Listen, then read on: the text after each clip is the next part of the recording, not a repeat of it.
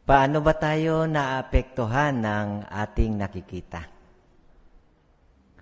Anong mga bagay na walang kabuluhan ang dapat nating iwasang tingnan? Ang dalawang tanong na iyan ay sasagutin natin dito sa ating pagtalakay ngayong umaga. Marahil ay wala nang iba pang nakakaapekto sa ating isipan ng ganon katindi kung ihahambing sa ating paningin, sa ating mata. Kasi ang daluyang ito ng impormasyon tungo sa isip ay lubhang nakaka-impluwensya sa ating damdamin at saka sa ating pagkilos.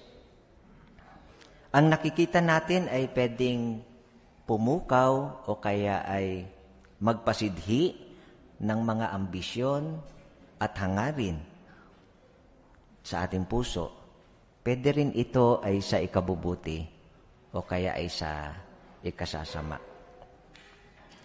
Magbigay tayo ng ilang halimbawa. Sa ikabubuti, sa pamamagitan ng ating paningin, pwede nating tingnan yung mga kagandahan, mapahalagahan yung kahangahangang nilalang, makita din yung pag-iral at kaluwalhatian ng Diyos. At sa bandang huli, dahil sa pagbubulay-bulay na iyon, dahil sa ating nakita, anong gagawin natin? Baka hangarin natin na sundin siya. Sambahin si Jehovah. At yun ay nagsimula lang dahil sa ating nakita. Pwede rin namang sa ikasasama. Anong natatandaan yung ulat sa Biblia na nangyari iyon? Magbigay tayo ng 3. Halimbawa ay hindi pinalampas ni Eva ng mga anghel at ni Akan yung kanilang mga mata sa pagtingin sa mga bagay na pinagbabawal sa kanila. At dahil doon ay hinangad nila sa kanilang puso yung kanilang nakita. O tingnan natin mismo yung ulat ng Biblia, halimbawa kay Eva at sa mga anghel. Pakisuyo, pakibuklat ninyo ang inyong mga Biblia sa Genesis 3:6. O kaya dyan sa inyong gadget. Genesis 3:6.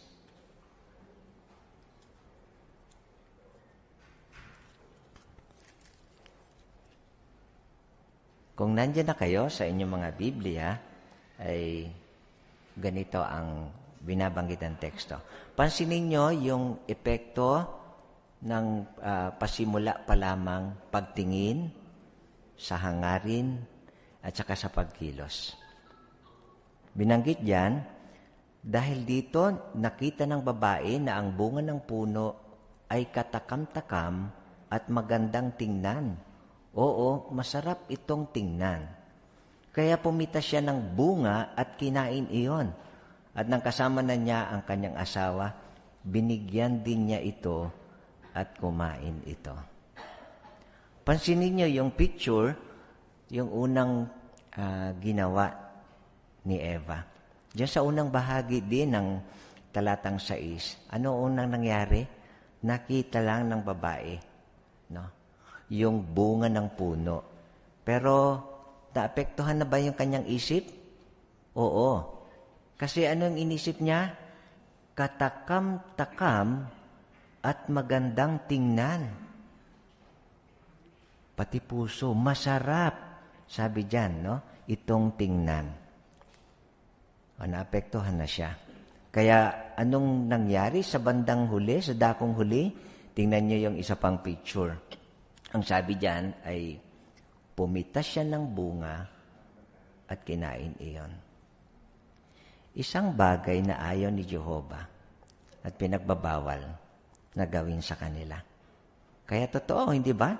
Yung nakikita ay makakaapekto sa ating puso, sa ating isip at sa ating pagkilos. Tingnan naman natin ang nangyari sa mga anghel. Dito sa Genesis 6, talatang 2. Genesis 6, talatang 2. Kung nandiyan na kayo, ay basahin natin. 6:2. Binanggit diyan, Napansin ng mga anak ng tunay na Diyos na magaganda ang mga anak na babae ng tao. Kaya, kinuha nila bilang asawa ang lahat ng magustuhan nila. Yung anak ng tunay na Diyos, kung titingnan nyo yung footnote, binanggit doon ay idioma sa Hebreo na tumutukoy sa mga anghel.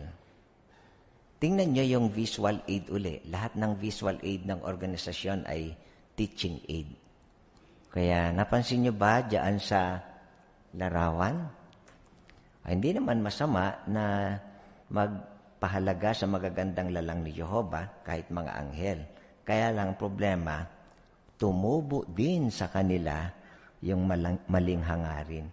Anong ginawa nila? Tingnan niyo yung huling bahagi ng huling pangungusap ng talatang 2. Kinuha nila bilang asawa ang lahat ng magustuhan nila.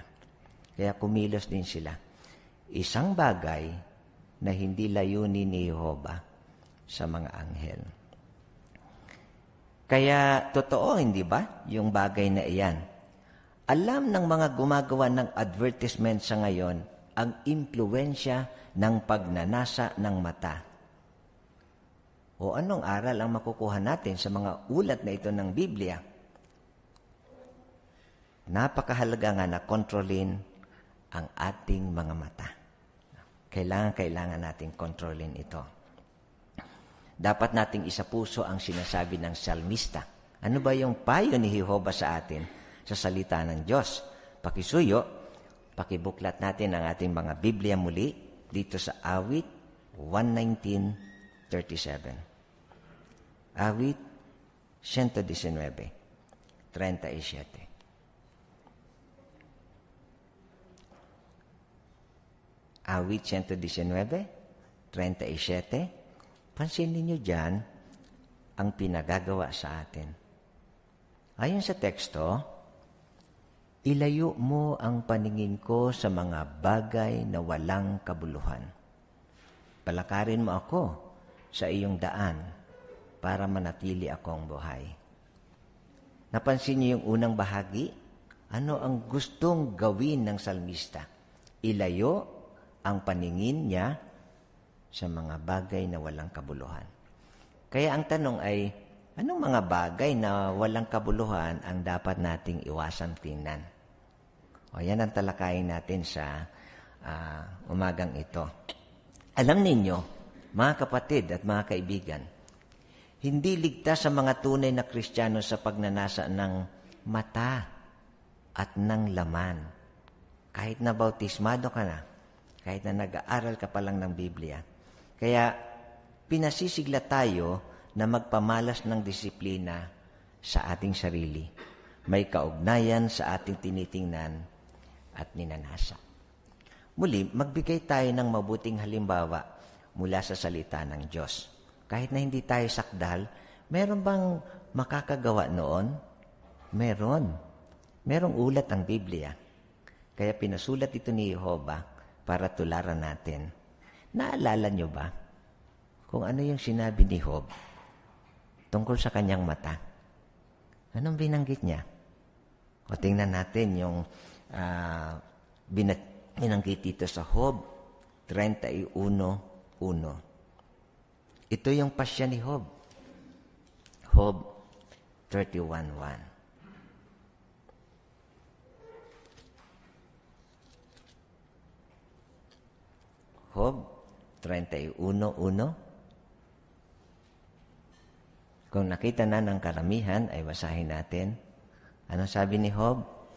Nakipagtipan ako sa mga mata ko. Kaya paano ko magagawang tumingin ng may pagnanasa sa isang dalaga? Ito yung determinasyon ni Job. Sabi niya, nakipagkasundo daw siya sa mata niya. Kaya hindi siya titingin ng may pagnanasa sa isang dalaga. Kinilala ni Job yung kaugnayan ng pagtingin at doon sa pagnanasa. Kaya sabi niya, nakipagtipan siya. May asawa si Job. Kaya niya ginawa yung bagay na iyan. At syempre, kahit na walang asawa, kailangan din hindi tumingin ng may pagnanasa sa isang dalaga. Pero pwede rin sa binata o kaya sa mga lalaki. Tumanggi siya na tumingin sa mga babae sa immoral na paraan. Hindi niya pinahintulutan ang kanyang isip na bulay-bulayin yung gayong bagay. Kaya, anong aral ang makikita natin dito? Di ba kailangan ganon din ang gawin natin? May asawa man tayo o kaya ay wala. Yung tinalakay natin kanina tungkol sa mga anghel na tumingin sa babae, sa lupa, na may pagnanasa, anong pinapakita noon? Pinakikita ng nangyari sa masuwaing mga anghel noong panahon ni Noe na mapanganib ang pagkakaroon ng pagnanasa sa bawal na pagtatalik. Malinaw yung puntong iyon. At nagbabala si Jesus laban sa paggawa nito. Saan niya yung pinasulat? O titingnan natin ang binabanggit ng Mateo 5:28. Mateo 5, Mateo 5, 28.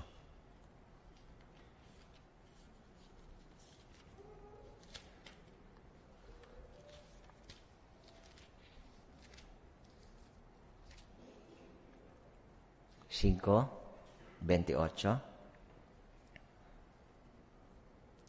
Kung nandiyan na kayo, ay ganito ang sinasabi ng teksto.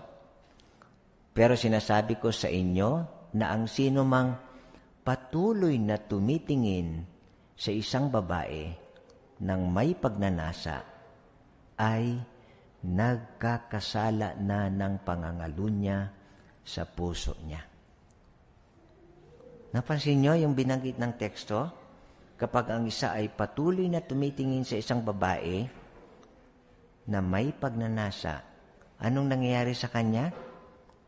Sa huling bahagi ng talata, tingnan niyo uli mga kapatid at mga kaibigan. Anong sabi diyan? Nagkakasala siya ng pangangalunya sa puso niya. At ano ba yung mas mahalaga kay Jehovah?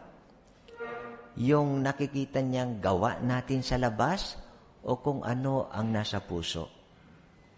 Mahalaga na tinitingnan ni Jehovah ay kung ano ang nasa puso natin. At walang nakakakita kung ano yung nasa puso natin. Kahit na yung ating asawa at ang iba pang mga kapatid, si Jehovah lang ang nakakakita ng nasa puso. Kaya hindi ba kailangan talagang mag-ingat sa bagay na ito? Ano ba yung pinapakita ng puso ng isa na patuloy na tumitingin sa isang babae na may pagnanasa? Ang patuloy na pagtingin ay nagpapahiwatig ng kawalang disiplina ng puso, kung saan dapat patayin yung bawal na pagnanasa. Kaya kailangan disiplinahin ang ating puso. Yun ang napakahalaga kay Jehovah, kung ano yung nasa loob natin. Sa bagay tayo rin, mahalaga rin sa atin kung ano yung nasa loob. Hindi lang kung ano yung nasa labas. Naisip nyo ba yon? Hindi lang yung panlabas na anyo, kundi kung ano yung nasa puso. Kahit sa pagpili ng mga pagkain, magbigay tayo ng isang halimbawa kung bakit mahalaga kung ano yung nasa loob. Halimbawa ay bumili kayo ng prutas, no? Baka rambutan. Nakita nyo, ang ganda-ganda ng kulay, pulang-pula. Binili mo yon. Sabi mo, pasalubong ko ito sa pamilya ko. Ngayon, nung nabili mo na, habang nasa daan, tamis siguro nito, pulang-pula. Kaya lang pagbukas mo, napansin mo may uod at napakaasim. Kumuha ka ulit ng isa. Tinikman mo, maasim uli kahit pulang-pula. Anong sasabihin mo? Ayoko nito. Ibalik ko na lang dito sa supot. Baka magustuhan to ng pamilya ko. Gugustuhin ba nila yon? Ayaw din nila. Diba? Kaya totoo, mas mahalaga kung ano yung nasa loob. Kay Jehovah, mas mahalaga kung ano ang nasa loob. Kung ano ang nasa ating puso. Sa ngayon, marami ang patuloy na tumitingin ng palihim sa pornografya na nasa mga sekular na publikasyon o kaya internet. Tingnan natin ang binabanggit ng Biblia. Yung prinsipyo ng Biblia tungkol sa bagay na iyan.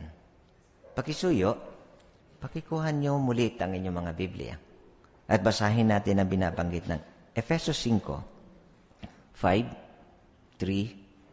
4 at 12. Efesos 5, 5, 3, 4 at 12.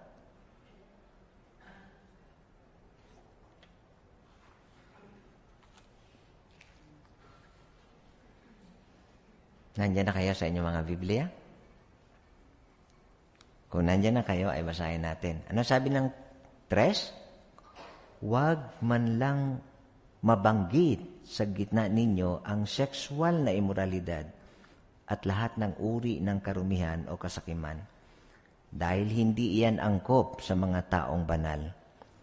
Hindi rin angkop sa inyo ang kahiyahiyang paggawi, walang saysay na usapan at malaswang pagbibiro. Sa halip, magpasalamat kayo sa Diyos. Doon sa 12, dahil ang mga ginagawa nila sa lihim ay kahiyahiyang mabanggit man lang. Napansin nyo ba? Binanggit dyan sa 3 talata na ating binasa. Doon sa unang bahagi ng 3, huwag man lang mabanggit sa gitna ninyo ang sexual na imoralidad. At doon sa talatang 12, ang ginagawa nila sa lihim ay kahiyahiyang mabanggit man lamang. Hindi ba ganyan ang nangyayari sa ngayon? At walang magpapakita marahil lang isa na nanonood ng pornografya, ginagawa sa lihim. Masama ang epekto ng pornografya kahit saglit lang itong masulyapan, sinasadya man o hindi. Bakit? Ano ba ang maaaring maging epekto nito sa isang tao? Maaaring mabagabag yung konsensya niya. Hindi ba? Tapos madama niya na wala siyang halaga dahil sa kanyang nagawa. At mahirapang burahin sa isip ang immoral ng mga eksena. Totoong mangyayari ang mga bagay na iyan. Kaya sa halip na tumingin sa mga bagay na walang kabuluhan, ang pornografya, ano ang dapat natin gawin? Ayon sa payo ng salita ng Diyos, sa 2 Korinto 10:5, ang ating isip ay dapat maging bihag ni Kristo. Yan ang binanggit sa tekstong iyon. No? Maging bihag ni Kristo. Anong ibig sabihin nun? Anong naiisip nyo pagka narinig nyo yung salitang bihag?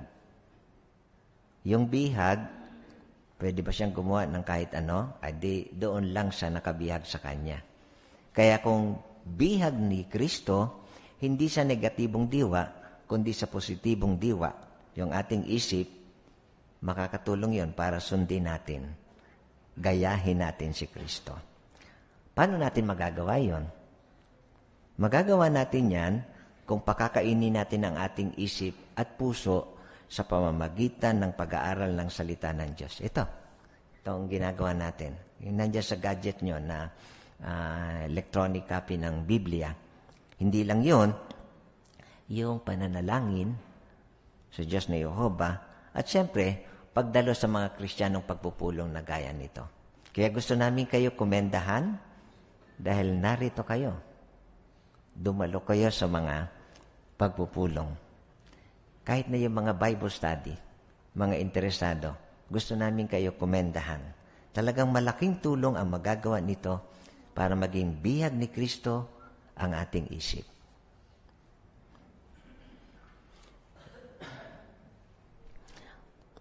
Kumusta naman mga kapatid at mga kaibigan, yung ating libangan? Anong mga bagay na walang kabuluhan ang kailangan nating iwasang tingnan. O yan naman ang pag-usapan natin sa ngayon. Ang ilang libangan ay kapaki-pakinabang. Hindi rin naman masama. Pero yung libangan na nagtataguyod ng materialismo o okultismo o nagtatampok ng mga eksena ng karahasan o kaya ay dugo at kamatayan, anong masasabi natin dito? May kabuluhan ba ito o walang kabuluhan? Alam natin, walang kabuluhan. Hindi ba? Muli, basahin natin ang binabanggit ng Awit 101:3. Awit 101:3.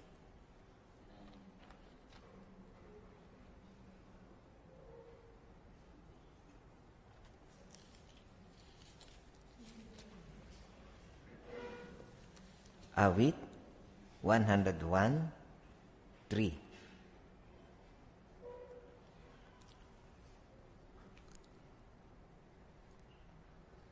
Kung nandiyan na kayo, ay ito ang sinasabi. Hindi ako titingin sa anumang bagay na walang kabuluhan. Kinapopuotan ko ang mga ginagawa ng mga taong lumilihis sa tama. Hindi ako makikisangkot sa mga iyon. Muli, pwede tayo makinabang pag titingnan natin yung footnote, yung talababa. Napansin niyo ba yung asterisk dyan sa titingin sa? Ano nakalagay doon sa talababa? Nakita nyo?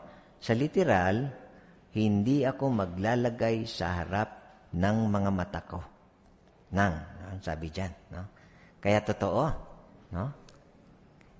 Yung prinsipyong ito, siyempre, nung panahon ng salmista, wala pa namang mga telebisyon o kaya gadget.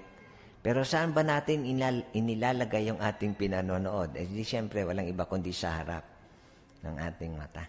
No? Kaya yung prinsipyo niya ay pwedeng tumukoy sa mga libangan na ating tinitingnan. Kumusta ba yung mga pinanonood natin sa telebisyon? Kumusta tayo, mga magulang? May pananagutan kay Jehova, yung mga Kristiyanong magulang, na maging mapamili sa ipinahihintulot nilang panoorin sa kanilang tahanan. Ano ba yung napapansin ninyo, mga kapatid at mga kaibigan, sa mga palabas sa ngayon? Halimbawa sa serye sa telebisyon. Hindi ba karamihan ay karahasan at espiritismo ang makikita? Ayan ang makikita natin sa ngayon sa telebisyon. Kaya mag-ingat laban sa nakabalat kayong okultismo sa mga pelikula, serye ng mga panoorin sa telebisyon, mga video game, at mga aklat na pangbata. Bata man o matanda, ang ating mga mata ay hindi dapat malugod sa mararahas na video game na naglalarawan ng madugong mga pagpatay na parang totoo. Tingnan natin ang isang punto sa Biblia tungkol sa bagay na iyan muli dito sa Awit 11:5. Awit 11:5.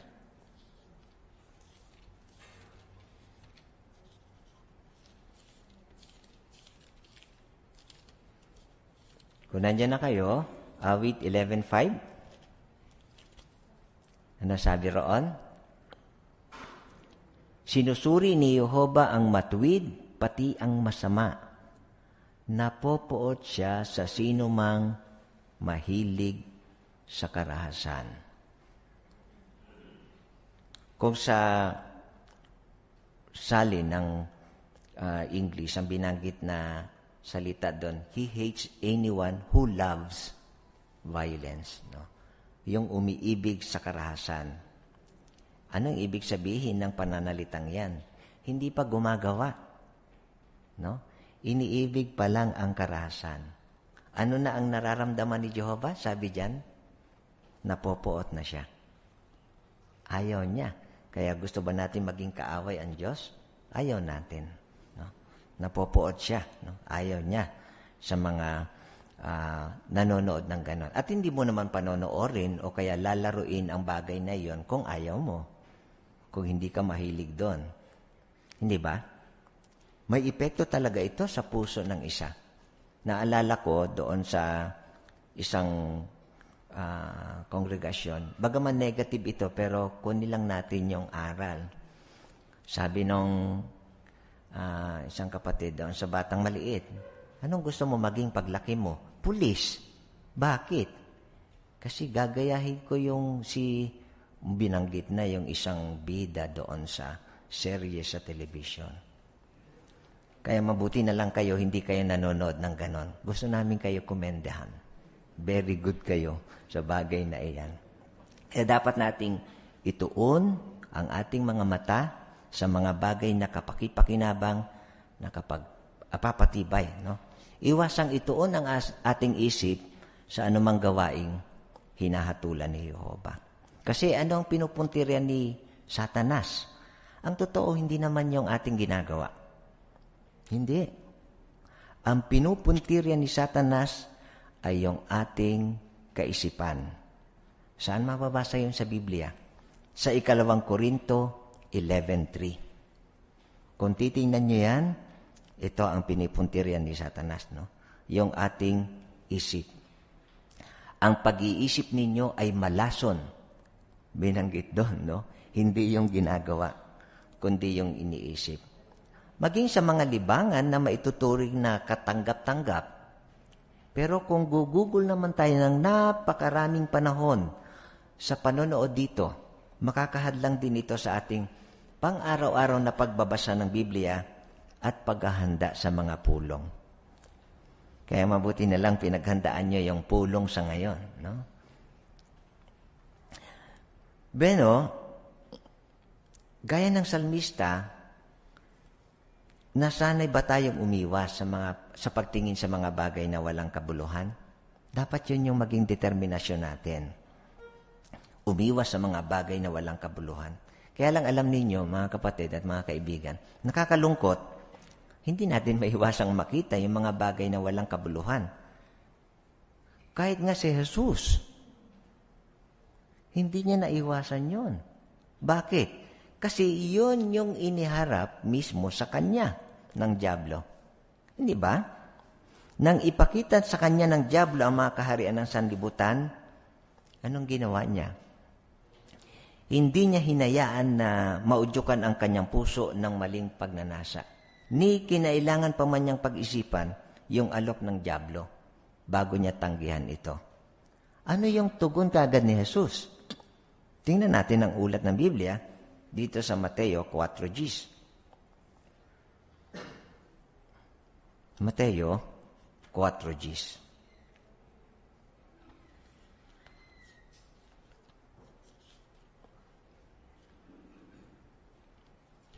Mateo 4:10.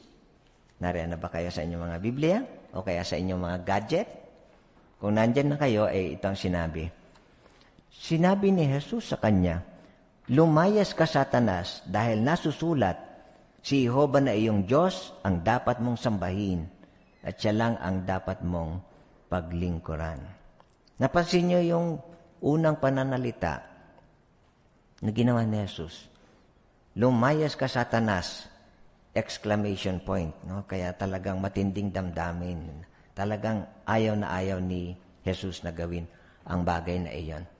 Pero baka itanong natin, tinignan kaya ni Jesus yung pinapakita sa kanya ni Satanas? Walang record sa Bible. Kaya lang alam nyo, ang visual aid ng organisasyon ay teaching aid. Tutulong iyon para gawin natin kung ano yung pinapakita. At tingnan natin yung larawan. Pansinin niyo yung picture. Tinignan ba niya? Hindi, no? Kasi kahit na sakdal si Jesus, perpekto siya, hindi siya umaasa sa kanyang sarili. Umaasa siya sa tulong ni Jehova. Kaya anong aral ang makukuha natin sa picture na iyon?